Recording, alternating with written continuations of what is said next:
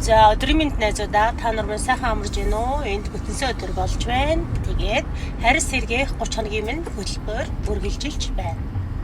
За харис сэргийн хөтөлбөрийн маань өнөөдөр 16 дахь өдөр байгаа. Тэгэхээр өнөөдөр та нар маань юу хийх ёстой вэ гэхээр одоо хайртай түүндээ одоо талархдаг 5 зүйлээ хэлээрэй. Жишээлбэл миний одоо 5 зүйлийн нэг нь гэх юм бол одоо ингээл эмэгтэй хүмүүс чи бид нар дандаа л хоолоо хийдэг штэ тий. Дандаа л хоолоо хийдэг. За намайг дагдаг хүмүүс бол мэдэл байгаа. Би аягүй хоол хийдэг. Нөхрөөгөө ирэхээр аль болох дуртай хоолыг нь хийж өгөхийг хичээдэг. Тэгтээ заримдаа хүн лим чинь би ингээ хаяада хоол хиймэргүй байдаг аахгүй. Нөхрөөгөө жоохон урт амраад ирэхээр би чинь жоохон эрхэлмээр санагдаад дээрээс нь бас нөгөө дандаа хоол хиймээргүй санагдныг хоол хиймээргүй үе нэг байдаг шүү дээ тий. Тэнгүүдээ тэр үедээ яадаг вэ гэхээр би өнөөдөр хоол хиймээргүй байна гэд би шууд хэлдэг.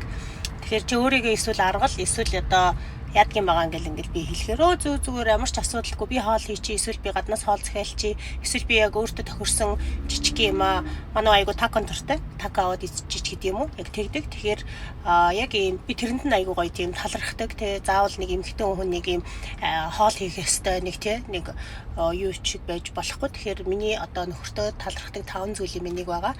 За та нар минь ч гэсэн одоо 5 зүйлээ бодоод сайхан тунгаагаад тэгээд нөхөртөө их нэртэй найз бүсгүүдээ талархдаг 5 зүйлээ хэлээрэй. За тэгээ маргааш уулзъя. Түр баяртай.